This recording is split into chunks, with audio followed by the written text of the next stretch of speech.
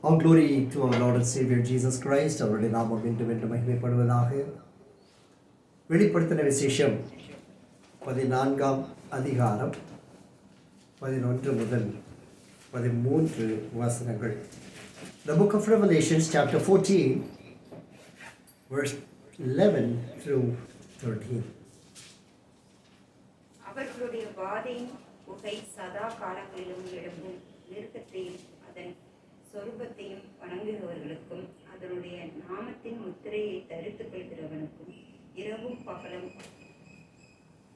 இளைப்பாறுதல் இராது. தேவனுடைய கற்பனைகளையும் இயேசுவின் மேலுள்ள விசுவாசத்தையும் காத்து கொள்கிறவர்களாகிய பரிசுத்தவான்களுடைய பொறுமை இதிலே விளங்கும் என்று கூறினான். பின்பு பரலோகத்திலிருந்து ஒரு சத்தம் உண்டாக கேட்டேன். அது கர்த்தருக்குள் மரிக்கிறவர்கள் இது முதல் பாக்கியவான்கள் என்றெழுது.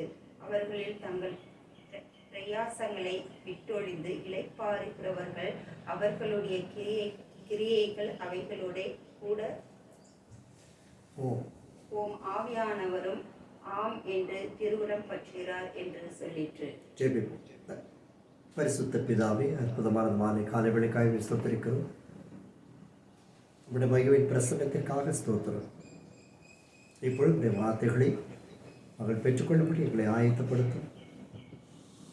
நீர் மாத்திரம் பேசும். நாங்களும் எங்கள் சுய வெளிப்படாமல் நீர் எங்களை பலப்படுத்தவும் எங்களை ஆயத்தப்படுத்தவும் எங்களை அர்ப்பணித்து ஜெபிக்கிறோம். ஒவ்வொரு ஸ்தலத்திலும் தேவாவியானவர் மாத்திரம் அசைவாடுவீராக. கிறிஸ்து இயேசுவின் ஜீவன நாமத்தில் பணிந்து கொள்கிறோம் எங்கள் அன்பின் பிதாவே. ஆமென். Nice to see you in the presence of the Lord. தேவ சந்தோஷம் காண்பது சந்தோஷம். ஒருவருக்கு ஒரு அருகில் இருப்பவர்களை பார்த்து ஒரு நல்ல புன்னகையோடு nice to see in the presence of the Lord. பயந்த பிள்ளைகள் கர்த்தர்களை ஆசீர்வதிப்பார். அவர்களுடைய வாதியின் புகை சதா காலங்களிலும் எழும்போம். 3 தூதர்கள் வந்து செய்த கிரிகளை கடைசி அத்தியாயத்தில் நாம் பார்த்தோம். இது 3ஆம் தூதனுடைய அந்த செயல்களை தான் நாம் இங்கு பார்த்து கொண்டிருக்கிறோம். அதிலே 9-10 வசனங்களிலே 3ஆம் தூதன் வந்து மிகுந்த சத்தமிட்டு மிருகத்தையும் அதன் சொரூபத்தையும் வணங்கி தன் நெற்றியிலாவது கையிலாவது அதன் முத்திரை தரித்து கொள்ளுகிறவன் எவனோ அவன் தேவனுடைய கோபாக்கினையாகிய பாத்திரத்திலே கலப்பில்லாமல் வார்க்கப்பட்ட அவருடைய உக்கரமாகிய மதுவை குடித்து பரிசுத்த தூதர்களுக்கு முன்பாக ஆட்டுக்குட்டியானவருக்கு முன்பாகவும் அக்கினினாலும் கந்தகத்தினாலும் வாதிக்கப்படுவான். இது 2ஆம் தூதன் அந்த சொரூபத்தை மிருகத்தை நெற்றிகளிலும் கைகளிலும் முத்திரை தரித்துக் கொள்ளுகிறவர்களை பற்றி சொல்லப்பட்டிருக்கிறது. இதில் மிருகம் சொரூபம் என்பது ஒரு மனிதனையோ ஒரு பொருளையோ ஏதோ ஒரு இயற்கையின் காரியத்தையோ நாம் வைத்திருப்போமானாலும் அதில் அது உட்படுகத்தான் செய்கிறது. என்றாலும் தேவனுடைய கோபாக்கினை பாத்திரத்தில் கலப்பில்லாத ஒரு உக்கிரம் கோபம் வருகிறது. அதனால் வாதிக்கப்படுவான். எப்படியானாலும் அப்படிப்பட்டவர்களுடைய அந்த வாதையை சதா காலங்களிலும் எழும்பிக் கொண்டிருக்கும். மிருகத்தையும் அதன் சொரூபத்தை வணங்குகிறவர்களுக்கும் அதனுடைய நாமத்தில் முத்திரை தரித்து கொள்ளுகிற எவனுக்கும் இரவும் பகலும் இளைப்பாறுதல் இராது. ஆண்டவராகிய இயேசு கிறிஸ்து அவருடைய வருகைக்கு முன்பதாக நம்மை ஆயத்தப்படுத்தும்படிக்கு இந்த வார்த்தைகளை நம்மிடத்திலே வெளிப்படுத்தி கொண்டே இருக்கிறார். இங்கு சொரூபம் மிருகம் என்று பார்க்கிற பொழுது இது ஒரு அவிசுவாசியை மாத்திரம் நோக்கி குறிப்பதல்ல, மட்டும் நோக்குவதல்ல. ஆண்டவர் சொன்னார், என்னை பார்க்கும் தன் தகப்பனை தாயையோ மகனையோ மகளையோ கணவனையோ மனைவியையோ நேசிக்கிறவன் எனக்கு பாத்திரன் அல்ல. அதாவது அவர்களை நேசிப்பது என்றல்ல, தேவனுக்கு மேலாக இயேசு கிறிஸ்துக்கு மேலாக அவர்கள் நேசிப்பவன் எனக்கு பாத்திரம் அல்ல. அப்படி ஒருவேளை யாராவது ஒரு பொருளையோ ஒரு காரியத்தையோ முன்பதாக வைத்திருப்பார்களானால் அது இந்த மிருகத்துக்கு ஒப்பாகவும் இந்த சுரூபத்திற்கு ஒப்பாகவும் அது வைக்கப்படுகிறது. அப்படிப்பட்டவர்களுக்கு இதில் வேலை அடங்குகிறது, பொருள் அடங்குகிறது, வஸ்திரங்கள் அடங்குகிறது, வாகனங்கள் அடங்குகிறது, இந்த உலகத்தில் 360 டிகிரிஸ் 360 டிகிரி கோணம் சுற்றி பார்க்கிற அனைத்தும் இதில் அடங்கும். அப்படி இருக்க அவர்களுக்கு இந்த வார்த்தை ரொம்ப ஆபத்தான ஒரு வார்த்தை. இது முக்கியமாக வருது இப்போ நாட்கள் நம்மை அதிகமாக பாதிப்பது மொபைல் ஃபோன்ஸ். இதுக்கும் விதிவிலக்கு இல்லை. இதுவும் ஒரு மிருகம்தான். இந்த மிருகம்தான் நம்ம முட்டுது. இந்த மிருகம்தான் நம்மளை பட்சிக்குது. அந்த சொருபம் இல்லாமல் நம்ம இருக்க முடியல. வந்து போகும்போது பைக்கில் போகும்போது வாகனத்தில் போகும்பொழுது தடவி பார்ப்போம். நம்ம பர்ஸ் எடுத்துகிட்டு வந்துட்டோமா, வச்சுருக்கிறோமா, வீட்டில் வச்சுட்டு வந்துட்டோமான்னு கை விட்டு பார்ப்போம். இப்போது பர்ஸை பற்றி கவலை இல்லை. ஏன்னா பர்ஸ் இல்லைனாலும் வாழ்ந்துடலாம். மொபைல் ஃபோன் இல்லாமல் வாழ முடியாது. ஏன்னா அதிலே பே பண்ணிக்கலாம், அதிலே ட்ரான்ஸ்ஃபர் பண்ணிக்கலாம், அதிலே வித்ட்ரா பண்ணிக்கலாம், எல்லாம் வந்துடுச்சு. இது ஒரு சொரூபமாய், ஒரு விக்கிரகமாய், இது எல்லாமே அதில் அடங்குகிறது தான். அந்த வார்த்தை ரொம்ப ஆபத்தான ஒரு வார்த்தையாக இருக்கிறது. அந்த வார்த்தை என்னை அதிகமாய் பாதித்தது. அதனுடைய நாமத்தின் முத்திரை தரித்துக் கொள்கிற எவனுக்கும் இரவும் பகலும் இளைப்பாறுதல் இராது. அது இரவும் பகலும் அது நம்மை ஆட்கொண்டு, சிந்தையை ஆட்கொண்டு தேவனை விட்டு விலக பண்ணுகிறதா இருக்கும். ஏசாயா 34 அதிகாரத்தில் இதனுடைய ஒரு பகுதி வெளிப்படுத்தப்பட்டிருக்கிறது. ஏசாயா 34:10 இரவு பகலும் அது அவியாது. பாருங்க, அந்த ஆண்டவருடைய இந்த கோபாக்கினை வெளிப்படுகிற அந்த வேளையிலே இது ஆவிக்குரிய வாழ்க்கையில் ஆவிக்குரிய காரியங்களை தவிர்த்து எதன் மேல் நாம் சிந்தையை வைத்திருந்தாலும் இரவு பகலும் அவியாது, அதன் புகை என்றும் எழும்பும். என்றென்றைக்கும் அதன் புகை எழுப்பிக் கொண்டே இருக்கும். அதாவது அது எரிந்து கொண்டே இருக்கும். It will not stop. தலைமுறையாய் அது பாழாயிருக்கும். சதவாக்காலமாய் ஒருவரும் அதை கடந்து போவதில்லை. ஏன் கர்த்தர் இது செய்கிறார்? ஏன் இந்த காரியம் நடக்க போகிறது தெரியுமா? அது கர்த்தருடைய கலப்பில்லாத கோபத்தின் உக்கிரத்தின் நாள். அந்த நாளுக்கு தப்பித்துக் கொள்ளும்படியாக தான் இன்று தேவன் ஒவ்வொரு சபையையும், ஒவ்வொரு ஆத்மாவையும், உங்களையும் என்னையும் கர்த்தர் ஆயத்தப்படுத்திக் கொண்டிருக்கிறார். எனவே இவர்கள் சிக்கிக்கொள்ளாதபடிக்கு தான் தேவன் நம்மை மீட்டுக் கொள்ளுகிறவராக, மீட்பதற்காக தன்னுடைய சொந்த குமாரனை ஜீவ பலியாய் நமக்கென்று கொடுத்தார். ஏன் இந்த நாள்? இது எதற்காக இந்த நாள்? 8வது வசனம் சொல்லுகிறது, 34:8, இது கர்த்தர் பழிவாங்கும் நாள். The day of God's vengeance. தேவன் பழிவாங்குவார். நம்ம எதிலே பழிவாங்க கூடாது. கர்த்தருடைய நான் பழிவாங்குதல். சீயோனுடைய வழக்கு நிமித்தம் பதிலளிக்கும் வருஷம். ஒரு அல்லேலூயா. அந்த வருஷம் கர்த்தர் சித்தமான 2026 வருஷமாக இருக்கட்டும். அல்லேலூயா சொல்லுவோம். கர்த்தர் பதிலளிக்கிற வருஷமாக இருக்கட்டும். அதன் ஆறுகள் பிசினாய் போகும். தண்ணீர் எல்லாம் பிசினாய் மாறிவிடும். அதன் மண் கந்தகமாய் மாறிடும். அதன் நிலம் எரிகிற கீழாய் மாறிவிடும். எவ்வளவு தேவனுடைய கொடூரமான அந்த நாள் வந்து கொண்டிருக்கிறது. எனவேதான் கர்த்தர் சபைகளை ஏற்படுத்தினார், ஆத்துமாக்களை ஏற்படுத்தினார், ஆத்துமாக்களை மீட்டுக் கொண்டார், சீஷர்களாய் மாற்றினார், அப்போஸ்தலர்களாய் மாற்றினார், தன்னுடைய பிள்ளைகளாய் கர்த்தர் மாற்றுகிறார். எனவே தேவனுடைய பிள்ளைகள் இந்த எக்கால சத்தத்துக்கு திரும்ப வேண்டும் என்பதுதான் தேவனுடைய விருப்பம். அது ஏசாயா 1:31 வேகமாக எடுத்துக்கொள்ளுங்கள். பராக்கிரமசாலி. யார் இந்த பராக்கிரமசாலி? தேவனுக்கு விரோதமாக, சத்துருவாக, மிருகமாக கிரியை செய்கிற இந்த பராக்கிரமசாலியினுடைய நிலைமை மகா பரிதாபமாய் மாறப்போகிறது. 31 வசனம் ஏசாயா 1:31. And the work of it as a spark, both will burn together, and no one shall quench them. பராக்கிரமசாலி சணற்குலமாய் மாறி போவான். அவன் கிரியை அக்கினி பொரியுமாய் இருக்கும். இரண்டும் அவிப்பார் இல்லாமல் ஏகமாய் வெந்து போகும். பாருங்க, ஒரு மனுஷனுடைய நிலைமை எவ்வளவு மோசமாக போகிறது. அவன் பராக்கிரமசாலி. யார் இந்த பராக்கிரமசாலி? 28வது வசனத்திலே தெளிவான வார்த்தைகள் சொல்லப்படுகிறது. துரோகிகளும் பாவிகளும் ஏகமாய் நொறுங்குண்டு போவார்கள். கர்த்தரை விட்டு விலகுகிறவர்கள் நிர்மூலமாவார்கள். பாருங்க, இதெல்லாம் அற்புதமான ஆண்டவருடைய அன்பை கோபத்தோடு வெளிப்படுத்துகிற எச்சரிப்பின் வார்த்தைகள். துரோகிகள் பாவிகள் நிச்சயமாக நிர்மூலமாவார்கள், நொறுங்குண்டு போவார்கள். They will not sustain. அதை குறித்து நாம் கவலைப்படுவதை விட்டு நாம் துரோகிகளாகவோ பாவிகளாக நில்லாதபடிக்கு தேவனிடத்தில் எச்சரிப்புள்ளவர்களாய் மனம் திரும்பி நிற்க வேண்டும். வசனம் சொல்லுகிறது, கர்த்தரை விட்டு விலகுகிறவர்கள் நிர்மூலமாவார்கள். அன்பிலிவர்ஸ்க்கோ, அவிசுவாசிகளுக்கோ, கிறிஸ்துவை அறியாதவர்களுக்கோ சொல்லப்படவில்லை. கர்த்தரை விட்டு பின்வாங்குகிறவர்கள், ஒரு மிருகத்தையோ, ஒரு மனிதனையோ, ஒரு பொருளையோ தன் விக்கிரகமாய் மாற்றிக்கொள்ளுகிற லைஃப் இட்ஸ் ஓவர். தன்னுடைய வேலையை விக்கிரகமாய் வைப்பது, பாதையை விக்கிரகமாய் வைப்பது, வஸ்திரங்களை விக்கிரகமாய் வைப்பது, என்ன அநேக காரியங்கள். விக்கிரகம் எல்லாமே விக்கிரகம். 360 டிகிரிஸில் எதை வேண்டுமானாலும் விக்கிரகமாய் எடுத்துக்கொண்டாலும் நிலைமை பரிதாபம். அதனால் கர்த்தர் கொடுக்கிற அந்த வேலையில் ஜெபம், பரிசுத்தம், ஆண்டவரை தேடி தேடி தேடி ஆவியானவர் உள்ள பேசுவதற்கு தான் அந்த வேத புஸ்தகம்.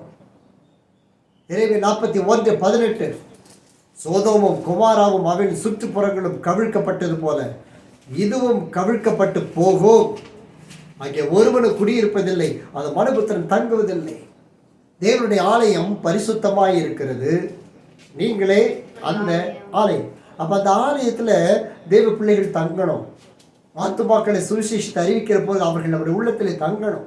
கடந்த வருடத்தில் பேர் வைத்து அநேகருக்கு ஜெபம் பண்ணினோம் இல்லையா? எனக்கு ஃபோட்டோஸ் எடுத்து வச்சுருக்கீங்க, நான் வச்சிருக்கிறேன், ஜெபிக்கிறேன். அதில் எத்தனை பேர் நம்முடைய உள்ளத்தில் வந்து தங்கி இருக்கிறாங்க?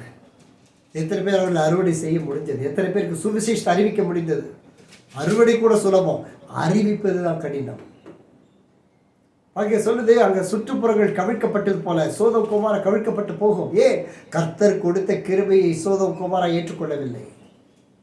அது அந்நிய அசுத்தங்களுக்கு நேராக திரும்பி போனது, கர்த்தருக்கு விரோதமான பாவத்திற்குள் திரும்பி போனது.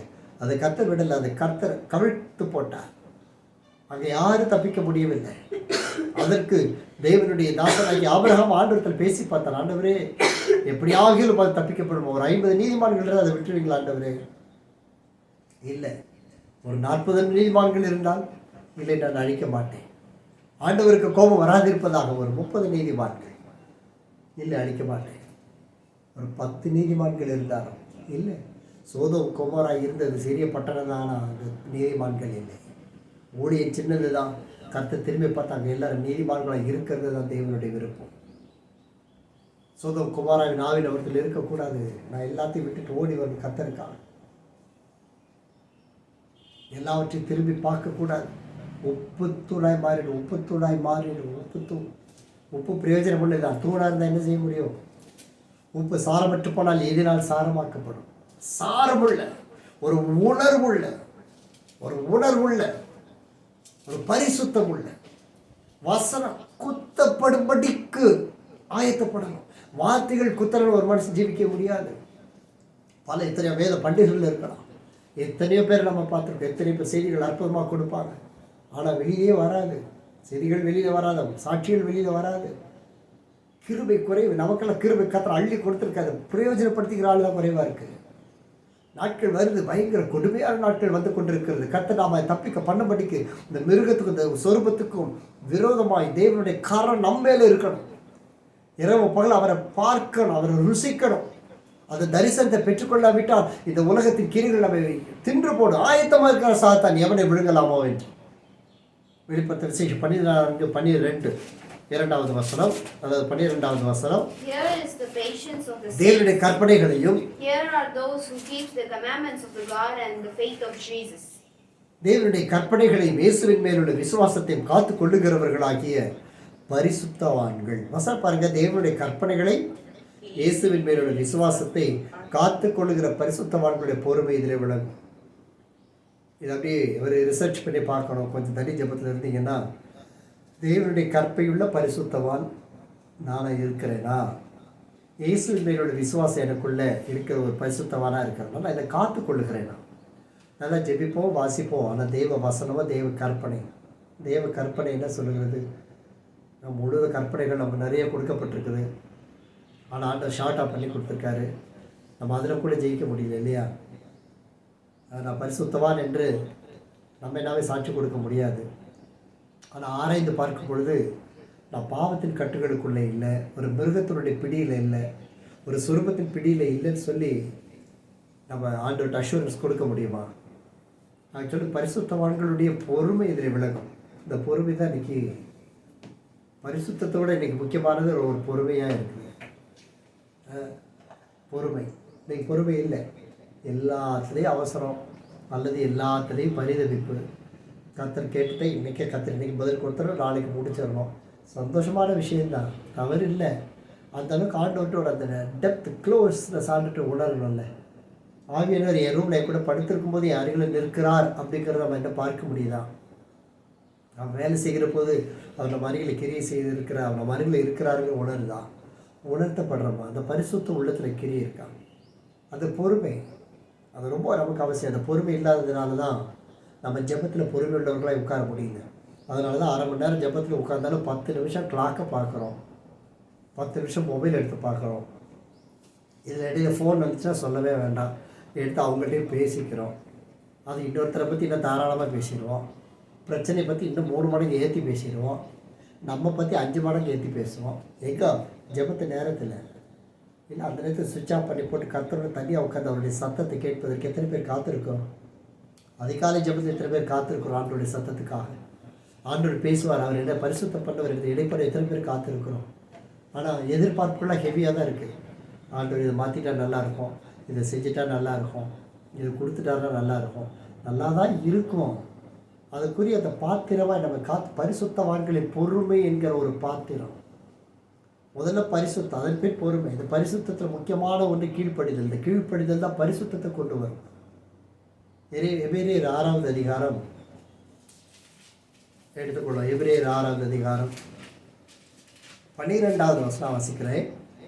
உங்களுக்கு நம்பிக்கையின் பூரண நிச்சயம் உண்டாகும்படி நீங்கள் யாவரும் முடிவு பரியந்தம் அப்படி ஜாக்கிரதை காண்பிக்க வேண்டும் என்ற ஆசையாக இருக்கிறோம். பாருங்கள், முடிவு வரைக்கும் ஜாக்கிரதையாக இருக்கணும். அப்போ தான் நான் வைத்திருக்கிற நம்பிக்கைக்கு ஒரு பூரண நிச்சயம். நான் வைத்திருக்கிற அந்த நம்பிக்கைக்கு உண்மையான ஒரு உரிமை. அது ஆங்கிலத்தை பார்க்கும்போது ஃபெய்த் அண்ட் பேஷன்ஸ்னு சொல்லப்படுது. ஓகே, நல்ல அந்த விசுவாசத்தை, பொறுமை, ஜாக்கிரதையை காண்பிக்க எல்லாத்திலும் ஜாக்கிரதை உள்ளவர்களாக இருக்கணும். இன்னும் இந்த வேத வசனம் வாசிக்கிறதுல அநேக ஜாக்கிரதை இல்லாதபடினால்தான் உங்களை எழுப்பி விடுறது கஷ்டமாக இருக்குது. எழுப்பி விடுறது கஷ்டமாக இருக்குது. ஒரு பிரச்சனை நடக்குது, அது வழியாக கடந்து வர்றோம், அதை விட்டு தள்ளி வந்துட்டோம், அதை வெட்டி தூக்கிட்டு ஆண்டவர்கிட்ட வந்து கிடக்க வேண்டாமா? சரி, ஒரு 3 நாள் உபவாசம் இருந்தால் என்ன தப்பு? நம்ம பிறனில் நம்ம ஏற்கனவே என்ன மைக் டைசன் மாதிரியாக பாடி வச்சுருக்குறோம். ஒரு 3 நாள் உபவாசம் இருந்து வீட்டிலே உட்கார்ந்துட்டு ஆண்டவரை தரிசித்து ஆண்டவர்கிட்ட அவருடைய இந்த பூரண நிச்சயத்தை பெற்றுக்கொள்ள ஆண்டவர் இடத்துல பேசுகிறதுக்கு இடைப்பட அந்த முயற்சிகள் எடுக்க வேண்டாமா? ஆண்டு சொல் ஜாக்கிரதையாக இருக்கணும், ஜாக்கிரதை காண்பிக்கணும், ஜாக்கிரதை நாமம் இருக்கணும், ஜாக்கிரதை காண்பிக்கணும். நம்ம பார்க்குறவங்க நம்ம பொறுமையை பார்க்கணும். நாளைக்கு அந்த பொறுமையில் தான் தேவன் விளக்க போகிறார். 13 வசனத்தை பாருங்கள். தேவன் வாக்கு பண்ணி இருக்கிறார். தேவன் வாக்கு பண்ணின பொழுது இந்த வாக்கு தத்துவம் எவ்வளவு மேன்மை உள்ளது என்று ஆண்டவர் காண்பிக்கிறார். வாக்கு தத்தத்தை ஆபிரகாமுக்கு காண்பித்த பொழுது தம்மிலும் பெரியவர் ஒருவரும் இல்லாதபடினாலே தனக்குத்தாமே ஆணையிட்டார். ஆபிரகாம் பார்த்து சொன்னாரு, என்னுடைய நாமத்தினாலே நீ நிச்சயமாக உன்னை ஆசீர்வதித்து உன்னை பெருகவே பெருக பண்ணுவேன் என்றார். அப்போ வாக்கு தத்தங்கள் கொடுக்கப்பட்டு விட்டன. ஆனால் அந்த வாக்கு தத்தத்தை பெற்றுக்கொள்வதற்கு என்ன தேவை? 15வது வசனம், அவன் பொறுமையாய் காத்திருந்தார். ஆபிரகாம் பொறுமையாய் காத்திருந்து வாக்கு தத்தம் பண்ணதை பெற்றான். We received miracles. நாம் வாக்கு தத்தம் பெற்றிருக்கிறோம், தரிசனங்களை பெற்றிருக்கிறோம், சொப்பனங்களை பார்த்திருக்கிறோம், ஆண்டவர் பேசின தீர்க்க தரிசனங்களை பெற்றிருக்கிறோம், வெளிப்பாடுகளை பெற்றிருக்கிறோம். இவர்கள் எல்லாம் நிறைவேற இந்த பொறுமை பொறுமை பொறுமை. நம்முடைய ஆத்மாவை பொறுமைக்கு நீங்கள் வணைந்து கொண்டால் மட்டும்தான் தேவன் நம்மளுடைய கிரியை செய்ய நெக்ஸ்ட் ஸ்டெப்பு போக முடியும். இந்த பொறுமை இருந்தால்தான் தேவனை நாம் தரிசிக்கவே முடியும். தேவனை தரிசித்தால்தான் நாம் இந்த ஜாக்கிரதை காண்பிக்க முடியும், ஜாக்கிரதை சுவிசேஷமாய் அறிவிக்க முடியும். அதை அறிவிக்கும் பொழுதுதான் கிரிகள் நடப்பிக்க முடியுமே தவிர இல்லைன்னா ஒன்றும் இல்லை. கர்த்தர் போக்கில் நம்ம கைவிட மாட்டார். பாவமும் பரிசுத்தமும் துரோகமும் பாவம் இல்லாத வரைக்கும் கர்த்தர் கைவிட மாட்டார். அப்படியே கூட வந்துட்டு இருப்பார். ஆண்டவரே என்ன அப்படியே சாப்பாடுலாம் கொடுப்பார், எல்லாம் கொடுத்துட்டு தான் இருப்பார். ஆனால் தெய்வ நீதி விளங்காது. அந்த நீதி கர்த்தர் பழிவாங்கும் அந்த நாளில் கொண்டு போய் நிறுத்துகிற பொழுது நம்ம பதில் சொல்கிறது ரொம்ப கஷ்டமாக இருக்கும். அதுதான் ஆண்டவர் 11வது வசனத்தில் ஆண்டவர் சொல்கிறாரு, நீங்கள் அசதியாயிராமல். சில நாளில் என்ன பண்ணுறதே தெரியல, அசைக்கவே முடியல. அந்த கல்லொளி வாங்கன்னு சொல்லுவாங்க, கல்லொளி வாங்க அப்படி எதுலேயுமே அசைக்க முடியல. சேர்ந்து உட்காந்தா சிரிப்பு வர மாட்டேங்குது, சாப்பிட்டா ஒரு ஐக்கியத்தை ஃபீல் பண்ண முடியல, சேர்ந்து ஜோம் பண்ண ஒரு இதை உணர முடியல, ஒரு எழுப்பி விட முடியல. எப்படி இந்த அசதி எங்கேருந்து வருதுன்னு எனக்கு புரியல. ஆண்டவர் உள்ள இருக்கும்போது அசதி ஏன் வருது? எதுலையும் இன்வால்வ் ஆகிறது இல்லை.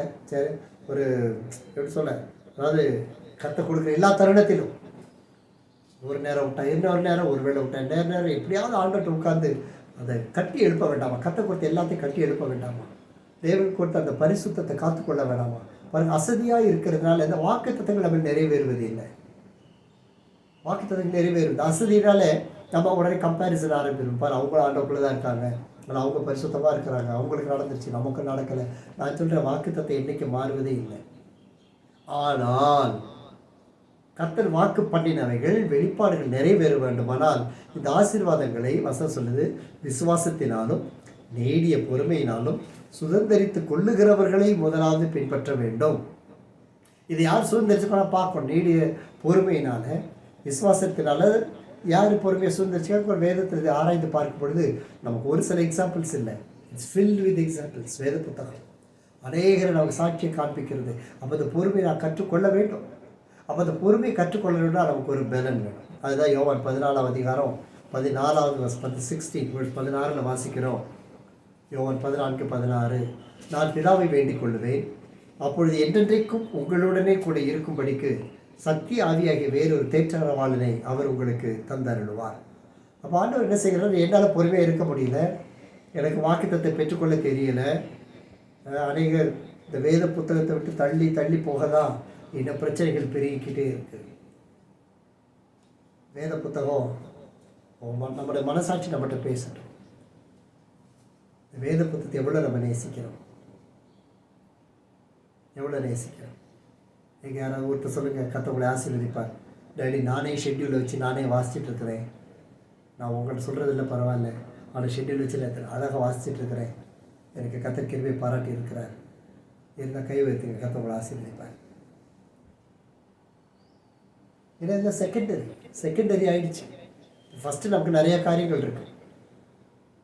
நம்ம தினம் இந்த சிந்தை ஃபுல்லாக என்னென்ன காரியம் சுற்றிட்டு இருக்கு பார்த்தீங்களா? கண்ணை திறந்த உடனே என்னென்ன சுற்ற ஆரம்பிக்குது. திறந்த உடனே கத்தாவே ஸ்தோத்திரம் சில சொல்கிறோம், குட் மார்னிங் ஹோலி ஸ்பிரிட் சொல்கிறோம். சில நிமிடங்கள் அவ்வளோ அடுத்த ஃபியூ செகண்ட்ஸு ஓட ஆரம்பிக்குது. வேத புத்தகத்தில் நம்ம கொடுக்குற இம்பார்ட்டன்ஸ் என்ன? ஒரு நாளைக்கு ஒரு ½ hour 30 minutes வேதம் வாசிக்கிறது வேறு, வேதத்தில் வாழ்கிறது வேறு. 30 நிமிஷம் வாசிக்கிறதுல ஒரு வசனமாவது நம்மை சுட்டி காண்பிக்கவில்லை என்றால், அல்லது ஒரு வார்த்தையாகிலும் என்னில் கிரியை செய்யவில்லை என்றால், என் விசுவாசம் கிரியையில்லாத விசுவாசம் என்பது உறுதிப்படுகிறது. என்னுடைய விசுவாசம் கிரியை நிறைந்ததாக இருக்க வேண்டுமானால் வசனம் என்னில் கிரியை செய்யும்படிக்கு எனக்குள் பொறுமை வேண்டியதாக இருக்கிறது. அந்த பொறுமையை என்னிடத்தில் நான் செயல்படுத்த முடியாதபடினால் என்னுடைய அந்த பொறுமையற்ற சுபாவத்தை, பாவ சுபாவத்தை, அந்த மிருகத்தின் சுபாவத்தை மாற்றுவதற்கு தான் கிறிஸ்து இயேசு உலகத்திலிருந்து எடுத்துக்கொள்ளப்பட்டு தேற்றரவாளனாகி அவரை அனுப்பினார். ஏன்? அவர் நம்மோடு கூட சத்திய ஆவியாகி ஒருவர் நம்மோடு இருக்கும்படிக்கு, நம்மோடு கூட இருந்து நம்மை கனப்படுத்தும்படிக்கு, நமக்கு உதவி செய்யும்படிக்கு. அப்படியானால் அந்த பரிசுத்த ஆவியானவர் உள்ளே கிரியை செய்வதற்கு இருக்கிற ஒரே தூண்டுகோள் வேத புத்தகம் மாத்திரமே. அந்த வேத புத்தகம், அந்த வேத புத்தகம் உள்ள வசனங்கள் அதிகப்படுத்தணும். கேலண்டரை பார்த்து, டைமை பார்த்து டைம் வேத புத்தகம் வாசிக்கும் பொழுது அது நிறைவு இருக்காதேப்பா, நிறைவு இருப்பதில்லை. அந்த நிறைவு இல்லாத பொழுது ஆண்டுகிட்ட பேச முடியாது. எல்லாம் ஃபுல்லாக, எல்லாம் ஃபாஸ்ட்டு தான். இப்போ எல்லாமே ஃபாஸ்ட் ஃபுட்டு, ஃபாஸ்ட் எக்ஸ்பிரஸ்ஸு, வந்தே பாரத்து எல்லாம் பறக்கிறது தான். போன வாரம் சைனாவில் இந்த டாப் மோஸ்ட் ஸ்பீடில் ட்ரையல் பார்த்துட்டாங்க. 897 கிலோமீட்டர் ஒரு மணி நேரத்துக்கு. நம்ம தமிழ்நாட்டில் கன்னியாகுமரியிலேருந்து அதில் நம்ம இருக்கிற ஏரியாவிலேருந்து நம்ம மெட்ராஸ் போகிறதுக்கு 30 minutes தான். இதில் என்ன விஷயம்னா, அந்த ட்ரெயின்லாம் சக்கரங்கள் கொஞ்சம் தூரம் தான் இருக்கும். ஒரு சிட்டி லிமிட்டை மூவ் பண்ணுறதுக்குள்ளே இருக்கும். ஒரு சில மீட்டர் அல்லது 1 அல்லது 2 கிலோமீட்டர் போகிறதுக்குள்ளே இந்த சக்கரங்கள் உள்ளே போயிடும்.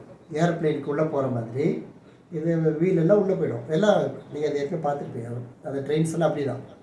நம்ம ஊரில் வந்தே பாரத் ட்ரெயின் இன்னும் அந்த டெக்னாலஜி நம்ம ஊரில் வரல. வீல்ஸ் எல்லாம் உள்ளே போயிடும்.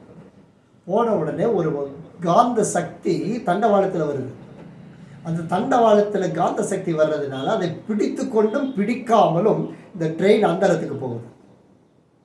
அந்தரத்தில் தண்டவாளத்தில் படாமல் இந்த ட்ரெயின் 897 கிலோமீட்டர் ஸ்பீடில் பறக்குது. அது ஓடலை, பறக்குது. புல்லட் ட்ரெயின் சொல்கிறோம்ல, அது எல்லாமே அப்படி தான், பறக்குது. எல்லாம் மாறிடுச்சு, நம்ம தான் வரல. ஹை ஸ்பீட், எல்லாம் ஃபாஸ்ட் ஃபுட். பைபிள் ரீடிங் அப்படி தான், on the go Bible, fast Bible, on the go Bible. நம்ம வேத புஸ்தகம் அடிக்கடி மொபைலில் திறக்கிறவங்களுக்கு அந்த ஆடிஷன் தான் நிறையா வருது. அதில் ஒரு 100 பைபிளாவது வந்துருக்கு அட்வர்டைஸ்மெண்ட். ஆன் த கோ. சரி, 10 நிமிஷம் இருக்குது, ஒரு சாப்டர் படிச்சிருவோம். ஒரு சாப்டர் போதும், இன்னும் 2 நிமிஷம் இருக்குது. இல்லை, ஆரம்பிச்சோம்னா அடுத்த வருஷத்துக்கு சாப்டர் பாரு, ஐயோ அதில் 80 வருஷம் இருக்குது, அது சாயந்தரம் வந்து படிக்கலாம். ஏன்னா இப்போது இன்னும் 2 நிமிஷம் தான் இருக்குது. ஆண்டவரே, இந்த ஒரு அதிகாரத்தின் ஆசீர்வாதம் எனக்கு போதும், போயிட்டு வருகிறேன் சுவாமி, ஆமேன். அவளோட மொபைல் எடுத்து அடுத்த விஷயம், தெருவில் பேசிக்கிட்டே போகிறது, தெருவில் பேசிக்கிட்டே வர்றது. அப்போது எது அதிகம் ஒரு நாளைக்கு செய்கிறோன்னு கொஞ்சம் யோசிச்சு பாருங்கள். ஆண்டவரோடு பேசுவது தான், ஆண்டவருக்காக உழைப்பு தான், ஆண்டவருக்காக கிரிகளை நடப்பிப்பதான், பொருளாசை சலகை பண்ணி எவ்வளோ காரியங்களை நான் மாற்றிக்கொண்டோம், நம்முடைய காரியங்களை மாற்றினேன். அந்த பாட்டு இருக்கு, இப்போ நான் மியூசிக் ஆன் பண்ணி பாட முடியல, நாளைக்கு பாடுறேன். மாட்டு வண்டி போய் எங்கள் மோட்டர் கார் ஓடி வந்து பாட்டை போட்டை ஏறிடாத ரோட்டு மேலே ஓட்டம் பார். இறகு பேனா போய் ஊத்து பேனா ஓடி வந்து ஊருணியில் பம்பு ஓட ஊருக்கெல்லாம் தண்ணி பாய பாட்டு எல்லாம் மாறிடுச்சு. நேற்று கொஞ்சம் உட்காந்துருக்கும் போது எனக்கு அந்த பழைய நாட்கள் கொஞ்சம் அப்படியே ரெட்ரோஸ்பெக்ட் ஆச்சு. அந்த ஓல்டு டேஸ், அந்த கிறிஸ்மஸ் டைம் வரும்போது அந்த பனிக்காலம் அப்படியே அந்த நாட்களுக்கு போயிட்டேன். எவ்வளோ உலகம் மாறிடுச்சு. 79ஆம் ஆண்டு விவரம் தெரிந்து என்னுடைய தாத்தா பாட்டி பார்க்கிறதுக்கு கொடைக்கானல் பட்டணத்தில் நாங்கள் போகிறோம். கொடையரோடு ஸ்டேஷனில் வந்து நிற்கிறோம். அப்போல்லாம் அப்படியே ஃபுல் டே, 1 டே ஆயிரம் ட்ராவலிங்கு. வந்து நிற்கும்போது என்ன தெரியுமா, ஒவ்வொரு ஸ்டேஷனும் ட்ரெயின் வந்து நிற்கும். அப்போது ட்ரெயின் வந்து நின்ற உடனே நல்லா ஒரு 3 அடி அகலமுள்ள பெரிய உயரமான பைப் இப்படி நிற்கும். என்ஜினை கொண்டு வந்து கரெக்டாக அதில் பார்த்து நிறுத்துவாங்க. நிறுத்தின உடனே அதுலேருந்து தண்ணி ஃபுல்லாக, அந்த டேங்க் ஃபுல்லாக நிறைய என்ஜின்குள்ளே நிறையும். உள்ளே ஒருத்தர் இருப்பார், நல்லா தலைப்பெல்லாம் கட்டியிருப்பார். பின்னாடி நிலக்கரியை எடுத்து உள்ளே கொட்டிக்கிட்டே இருக்கு. கண்ணால் பார்த்துருக்குறோம், நினச்சி பார்க்கும்போது ஸ்டோரி மாதிரி இருக்குது. நிலக்கரியை எடுத்து உள்ளே கொட்டுவாங்க. உள்ளே தீ பிடிச்சி தண்ணி கொதிக்க ஆரம்பித்து அந்த ஸ்டீம் வர வரைக்கும் ஸ்டேஷனை கொஞ்சம் நேரம் நிற்கும். நின்ன உடனே ஒரு சவுண்ட் ஒரு விசில் வரும். வந்த உடனே அப்படின்னு அந்த ஸ்டீம் அடி மேலே அடிக்கும் பாருங்க. அது அடித்ததுக்கப்புறம் தான் ஓகே ரெடி அப்படி. அப்புறம் சைரன் போடுவாங்க, போட்டு அப்புறம் ட்ரெயின் மூவ் ஆகும். தண்ணியில் ஓடிச்சுங்க ட்ரெயின். இன்றைக்கி அதை அட்வான்ஸ் பண்ணி கொண்டு வரலையே, அதை கொண்டு வந்தால் மனுஷனுக்கு லாபம் கிடைக்காதுன்னு அதை நிறுத்தி வச்சுட்டாங்க. தான் நான் நம்புகிறேன். ட்ரெயினே ஸ்டீமில் கொண்டு வந்து ஒரு காரை கொண்டு வர முடியாதான்? முடியும். பிசாசின் உபாய தந்திரம். அப்புறம் அப்படியே டீசல் இன்ஜின் வந்தது. நான் சென்னையில் இருக்கும்பொழுது டீசல் இன்ஜின் இருந்து எலக்ட்ரிக் ட்ரெயின் அப்படியே மாறுது. அதுக்கு முன்னாடி மீட்டர் கேஜிலேருந்து ப்ராட் கேஜாக மாறிச்சு. அந்த லாஸ்ட்டு மீட்டர் கேஜ் ட்ரெயின் போகும். மீட்டர் கேஜுங்கிறது 1 மீட்டர் அகலமுள்ள ரயில்வே ட்ராக். எல்லோரும் ஓடி போய் அதை பார்க்கணும் அப்படின்னு மெட்ராஸே ஓடி வந்துச்சு. ஆனால் டிக்கெட் ஃபுல்லு. Last train. நிறைய பேர் அப்போல்லாம் செல்ஃபிலாம் கிடையாது, கேமரா கொண்டு வந்து ஃபோட்டோ எடுத்துக்கிட்டாங்க. லாஸ்ட்டு ட்ரெயின், இனிமேல் ப்ராட் கேஜ் தான் வரப்போகுது. அதுக்கப்புறம் 1.5 மீட்டரில் ப்ராட் கேஜ் வந்துச்சு. அதுதான் முதல்ல மேலே மெட்ரோ போட்டாங்க. பல காரியங்கள் மாறிச்சு. பார்த்துக்கிட்டே இருக்கேன். சிறு வயதில் நிறைய லட்சக்கணக்காக பார்த்துருக்கேன். கத்தருக்கு பயமுண்டாகட்டும். டெக்னாலஜி எல்லாம் மாறி. ஆனால் கிறிஸ்தவ மாறவே இல்லை. சபைகள் மாறவே இல்லை. வேறு மாதிரி மாறிடுச்சு. ஒன்றைய சபைகளில் சுவிசேஷங்கள் நிரம்பி இருப்பாங்க. எங்கள் அப்பாலாம் கண்ட்ரோல் பண்ணுவாங்க. பல ஊழியர்களை பார்த்துருக்கேன், கண்ட்ரோல் பண்ணுவாங்க. எப்போ இன்றைக்கி போதும், இன்றைக்கி 4 கிராமம் போதும், தயவுசெய்து நிறுத்து, இன்றைக்கி போதும், அடுத்த வாரம் போ. இல்லை பாஸ்டர், இன்னும் 2 முடிச்சுட்டு வந்தாலும் அடுத்த வாரம் இன்னும் புதுசுக்கு போகலான்னு வைராக்கி போகிற வாலிபர்களை நான் பார்த்துருக்குறேன். சண்டையான லேடிஸ் எல்லாம் ஹேண்ட்பேக். எதுக்கு ஹேண்ட்பேக் உங்களுக்கு? இன்றைக்கி ஹேண்ட்பேக்கை திறந்து உள்ளே என்ன வச்சுருக்கீங்க? கண்டிப்பாக உடஞ்ச லிப்ஸ்டிக்கு கூட தூக்கி போட மாட்டாங்க, இருப்பாரு. அது நாய் கடிச்சு தூக்கி போட்டுருக்கு. கடைசியில் உள்ள சுண்டு வரல விட்டு எடுத்து தடவுற அளவுக்கு லிப்ஸ்டிக் உள்ள இருக்கும். திறந்து பாரு உன் பேக். உடஞ்சி போன ஹேர் பின்னு 4 கிளிப்பு இருக்கும் கண்டிப்பாக. அதில் ஞாபகத்துக்கு வேறு எங்கள் அக்கா வந்து என் தங்கச்சி என் பிள்ளை அது 2 கிளிப்பு கிடக்கும். கண்டிப்பாக துரு பிடிச்ச காசு 2 கிடக்கும் இருக்கும். எதுக்கு ஹேண்ட்பேக்கு? அன்றைக்கெலாம் சர்வீஸ் முடிஞ்ச உடனே சாப்பாடு சர்ச்சில் எதிர்பார்ப்பாங்க. இன்றைக்கி சர்ச்சில் சாப்பாடு இன்றைக்கி இருக்கும். என்ன பைபிள் ஸ்கூல் இருந்தது, அதனால் ஆகாரம் இருக்கும்.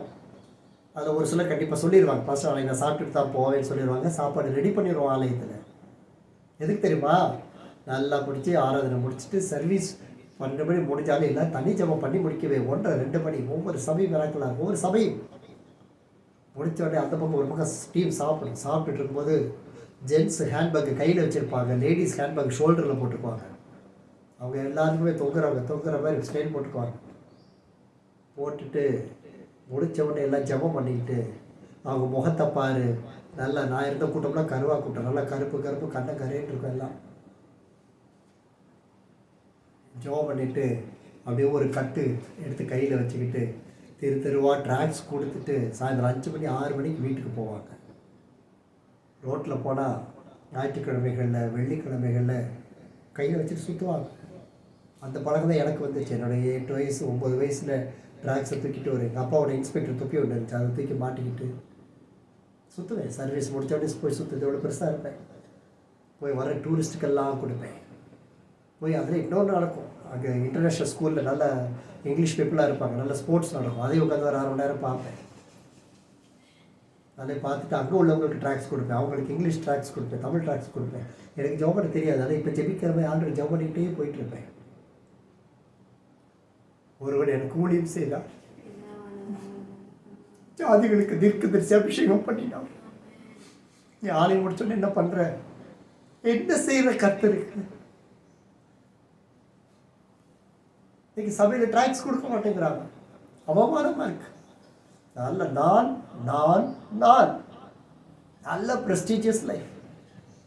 கிராம ஊழியங்கள் கடவுள் ஒருத்தர் வந்திருந்தார், நம்முடைய சபை சார்ந்தவர். அவர் சொன்னார், அவர் ரொம்ப நாள் எனக்கு தெரியுதாலும் அவர் இப்படி ஊழியம் செய்வார் எனக்கு தெரியாது. சாதாரண ஒரு விசுவாசி தான், அபிஷேகம் இல்லாத ஒரு சபையை சேர்ந்தவர் தான். நான் அபிஷேகம் பெற்றவர். புதன்கிழமை ஒரு 5 பேர் ஃப்ரெண்ட்ஸ் எல்லாம் சேர்ந்து கார் எடுத்துகிட்டு ஒரு ஊருக்கு போகிறாங்க, கிராமத்துக்கு. ஒரு 4-5 கிராமத்துக்கு போகிறாங்க. சனிக்கிழமையானால் ஃப்ரெண்ட்ஸ் எல்லாம் சேர்ந்து பணம் போட்டு ஷேர் பண்ணி ஒரு கார் எடுத்துகிட்டு கிட்ட ஒரு கிராமத்துக்கு, ஒரு 4-5 கிராமத்துக்கு போகிறாங்க. அப்போ சொல்கிறார், ஒரு கிராமம் கிட்டத்தட்ட வந்துருச்சு, ஃபஸ்ட் ஒரு ஜனங்கள் அக்செப்ட் பண்ணுறாங்க. எப்படின்னா ஒரு 6 மாதம் 1 வருஷம் அங்கே ஒரு சபையாவது எழுப்ப பண்ணணும், நல்ல பாஸ்ட் இருந்தாங்கன்னா அங்கே போகணும். நான் சொல்கிறது, உங்களை என்னை போல அபிஷேகம் பெற்றவங்க இல்லை. ஆனால் ஏசாயால சொல்கிறாரு, என்னுடைய ஜனமும் அறிவோ அப்பட்டும் அறிவோ சொரணையும் இல்லையா. கர்த்தருடைய வேதனை, கர்த்தருடைய வேதனை.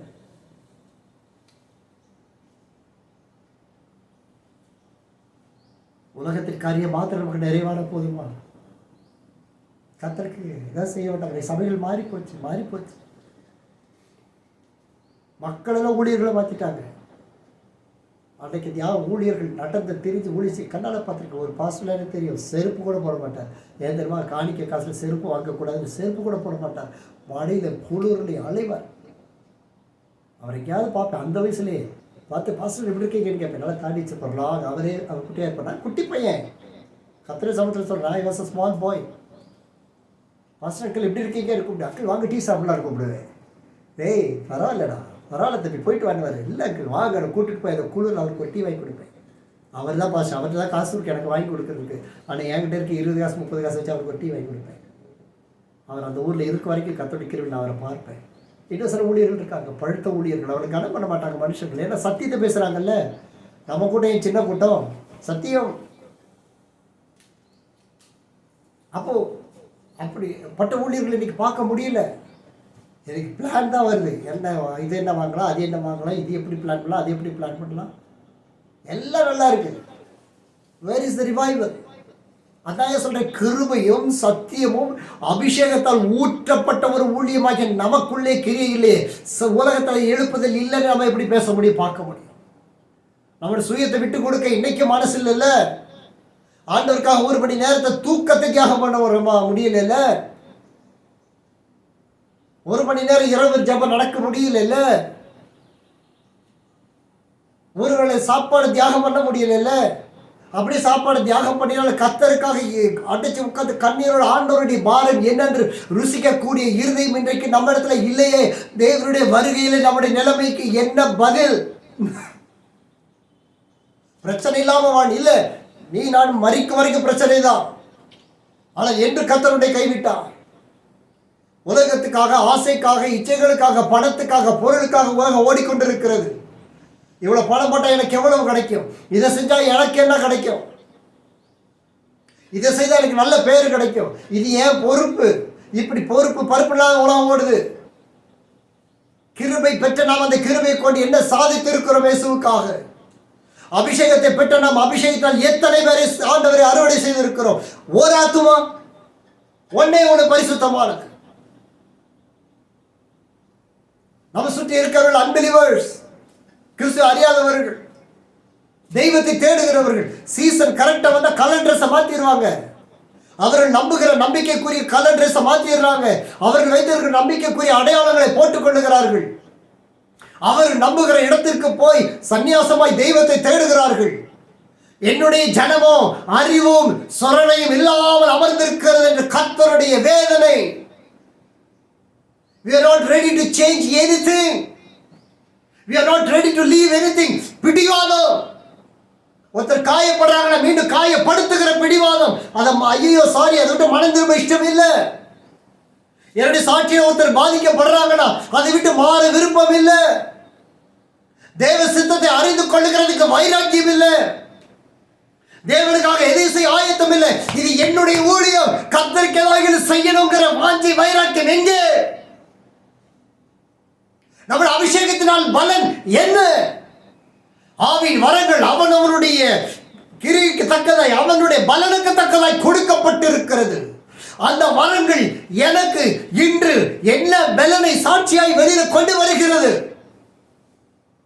அந்த ஆவின் வரங்கள் என்னை எதில் சுட்டி காண்பிக்கிறது? அந்த வசனம் எதை என்னை மாற்ற விரும்புகிறது? செவி கொடுக்க விருப்பம் இல்லை. அந்நிய பாஷைகளில் புதிய பாஷைகளை பெற்றுக்கொள்ள நாம் முயற்சி இல்லை. என் பிரச்சனை என் பிரச்சனை என் பிரச்சனை பிரச்சனை பிரச்சனை தான். ஆனால் யுத்தம் நீ செய்ய பார்த்தினா அழிஞ்சிருவோம். நமக்குள் இருக்கிற சேனைகளின் கர்த்தர், அவர் யுத்தத்தில் பராக்கிரமம் உள்ளவர். அவர் அதை பார்த்துக் கொள்ளும்படிக்கு அவரை அல்லவரை சார்ந்திருக்க வேண்டும். எனவேதான் நம்முடைய தீர்மானங்கள், நம்முடைய முடிவுகள் நமக்கு பலனை கொடுப்பது இல்லை. எனவேதான் நாம் பலன் கொண்டு தேவனுக்கு முன்பதாய் நாம் கேடைத்து அணிந்தவர்களாய் யுத்தத்திற்கு ஆயத்தமாய் நிற்பது இல்லை. கர்த்தர் நமக்கு கொடுத்த அபிஷேகத்தை, வரங்களை அனல் மூட்டி எழுப்புவது இல்லை. அனல் மூட்டி எழுப்புவதில்லை. தொடர் ஜெபம், ரெகுலர் பிரேயர் என்ன நடக்கும்? தேவைகளுக்காக தான் ஜெபிப்போம், அதுதான் ரெகுலர் பிரேயர். ஜெபம் உன்னுடைய தனி ஜெபம் எப்படி? பரலோகத்தை உன் வீட்டிலே பார்க்க வேண்டுமே, பரலோகத்தின் சுகத்தை உன் வாழ்க்கையில் பார்க்க வேண்டுமே, பரலோகத்தின் சந்தோஷத்தை நம்முடைய வாழ்க்கையில் பார்க்க வேண்டுமே. அந்த மிருகத்தை சுரூபத்தை வணங்கினவர்கள் அவர் வாதிக்கப்படுவார்கள். துரோகிகளும் பாவிகளும் நிர்மூலமாவார்கள். நித்திய அக்கினி புகை எழுப்பிக் கொண்டே இருக்கும். நீ பின்னிட்டு பாராதே. சோதோம் குமரா பற்றி எரியும். உன்னை சுற்றிலும் இருக்கிற அசுத்தங்கள் சுற்றி எரியும். நீயோ சுவிசேஷகனாய் தீங்கு அனுபவி. சுவிசேஷகனுடைய வேலையை செய். கர்த்தருக்கு முன்பதாய் நீதிமானாய் பரிசுத்தமானாய் நில். ஸ்தேவானை போல எல்லோரும் கல் எரிந்தாலும் உன்னுடைய பாதை பரலோகத்தை விட்டு மாறக்கூடாது. பாவத்தை விட்டு கர்த்தர் மீட்டுக் கொண்டால் மீண்டும் தேவனை தான் பார்க்க வேண்டுமோ தவிர கர்த்தர் விடுதலை செய்த பாவத்தை திரும்பி பாராதே. உன் சிநேகிதனை குறித்து மிகுந்த எச்சரிக்கையாயிரு. உன் சிநேகிதன் தான் துரோகி. ஊழியத்தில் எத்தனை பேரை ஊழியத்தில் நான் பயன்படுத்தினேன். கிறிஸ்துக்கு சாட்சி இல்லாத எல்லாருமே இன்னைக்கு எனக்கு துரோகி. இன்றைக்கு வரைக்கும் ஊழியத்தை பற்றி புறம்பு பேசுறான். சாட்சி இல்லாதவன், கர்த்தருடைய கிருபை பெறாதவன் உலகமெங்கும் நிரம்பி கிடக்கு. பயப்படாத, அவனால் ஒரு துரும்ப கூட அசைக்க முடியாது. நீயோ கர்த்தர் கொடுத்து அவருடைய நாமத்தினால் அவரிடத்தில் கேட்டு அவருடைய பெற்று அவருக்காக வாழ்வதற்கு நீ ஒப்புக்கொடு. பரிசுத்தவான்களுடைய பொறுமை இதிலே விளங்கும். பரிசுத்தவான்களுடைய பொறுமை இதிலே விளங்கும். நீயோ அனல் மூட்டி எழுப்பிக் கொண்டே இருக்க வேண்டும். கர்த்தர் ஆகையினால் தான் நாம் பலவீனர்கள் என்று அறிந்துதான் தேற்றரவாளனாகியவரை தேவன் அனுப்பினார். அந்த தேற்றரவாளன் வந்த பின் தான் நீங்களும் நானும் பலன் கொண்டோம். அவர் நம்மோடு உண்டு. பொறுமை விளங்கும்படி உன் சாட்சியை காத்துக்கொள். பொறுமை விளங்கும்படி, தேவ வல்லமை விளங்கும்படி உன்னை சாட்சியாய் வெளிப்படுத்து. ஏதாகிலும் கர்த்தருக்கு செய். ஞாயிற்றுக்கிழமை லீவ் கொடுத்துட்டார்ல கர்த்தர், வாரத்துக்கு தேவையானதெல்லாம் ஆயத்தப்படுத்துறோம்ல. அதே போல ஊழியத்தை பிளான் பண்ணுங்க, திட்டம் பண்ணுங்க.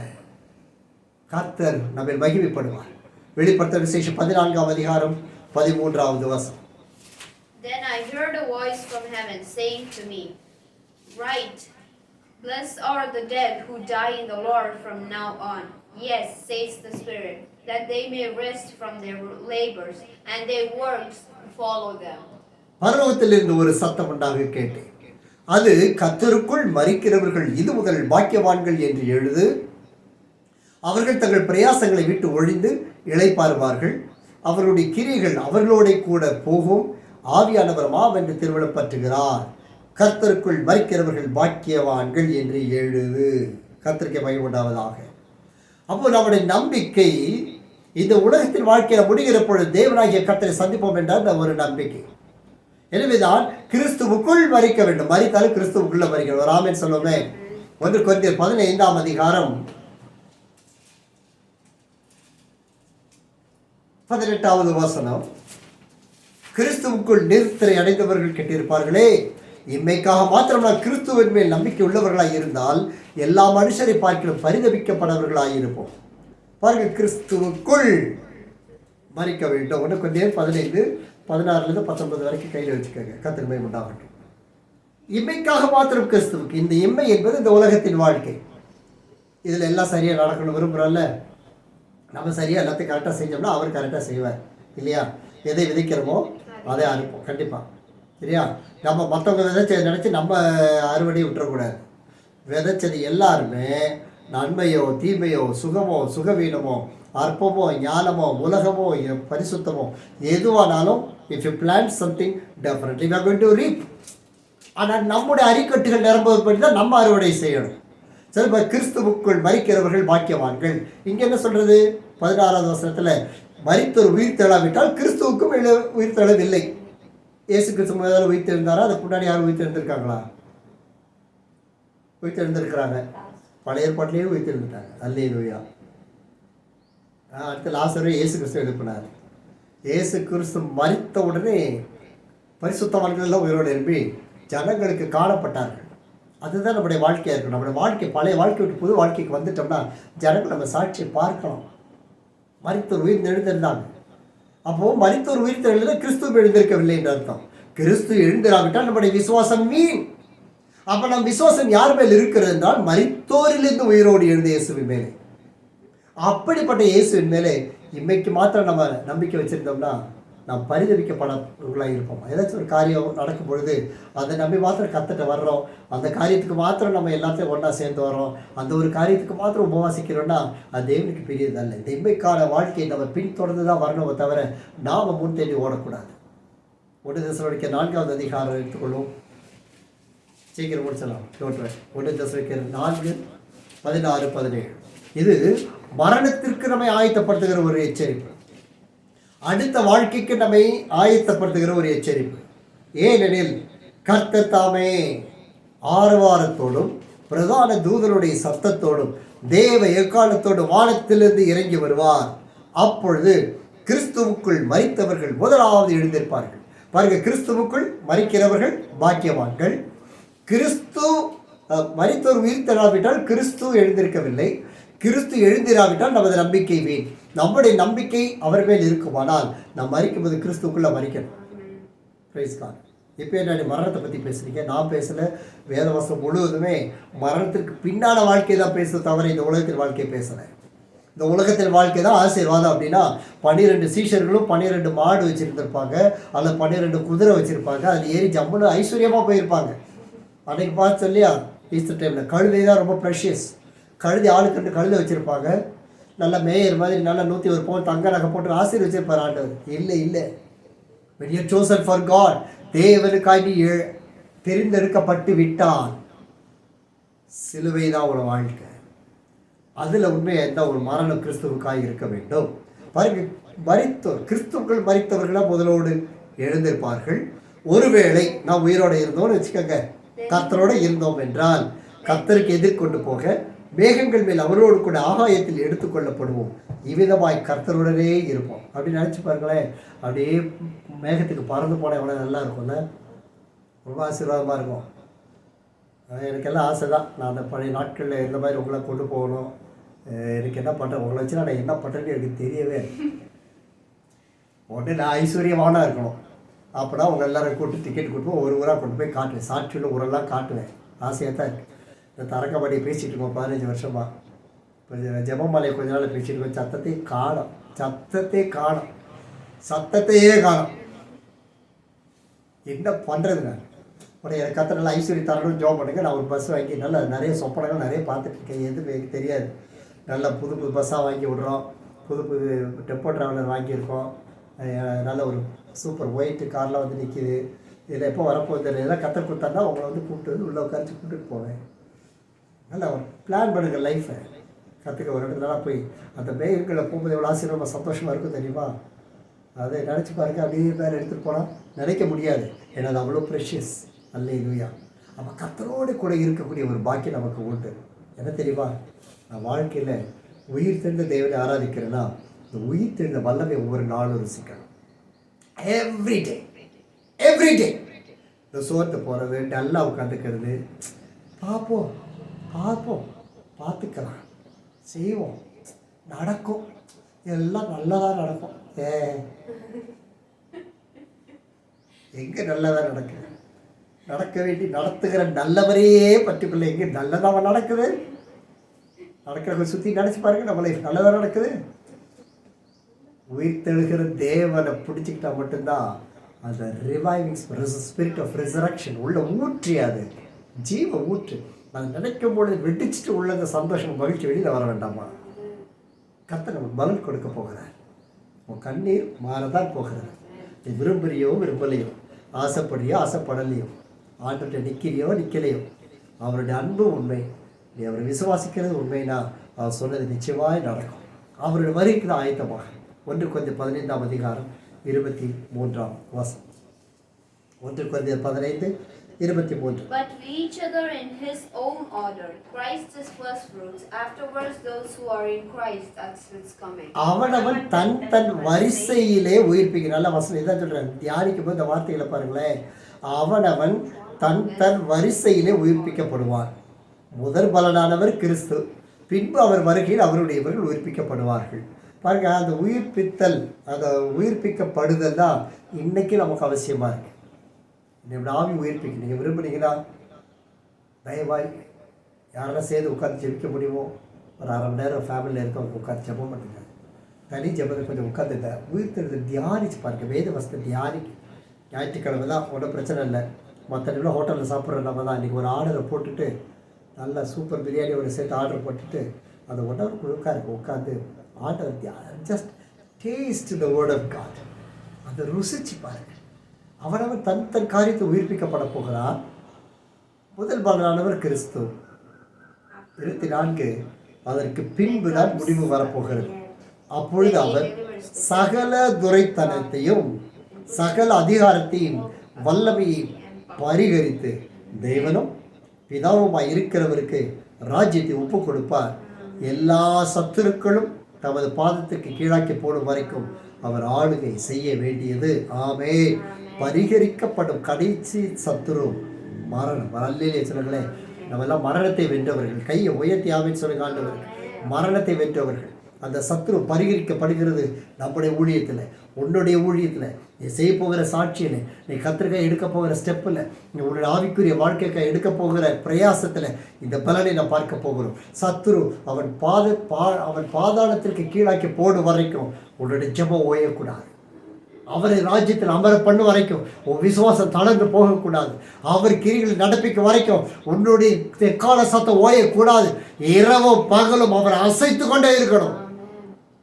கிடைத்திருக்க அந்த ஊழியத்தை பயன்படுத்த, கிடைச்ச நேரத்தை பயன்படுத்துவோம். கர்த்தர் நம்மிலே மகிமைப்படுவார். அவர் வருகைக்கு ஆயத்தமாகலாமா?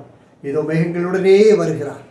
கண்கள் யாவும் அவரை காண், அவரை குத்தினவர்களும் அவரை காண்பார்கள். நீங்களும் நானும் மேகங்களுடனே அவருக்கு செல்லுபடிக்க நாம் ஆயத்தப்படுவோமா? தேவனுக்கு மகிமை உண்டாகட்டும். எல்லார் கண்களை மூடி ஆண்டவருக்கு நன்றி செலுத்துவோமா? எல்லா கண்களை மூடி. பிதாவே உமக்கு நன்றி.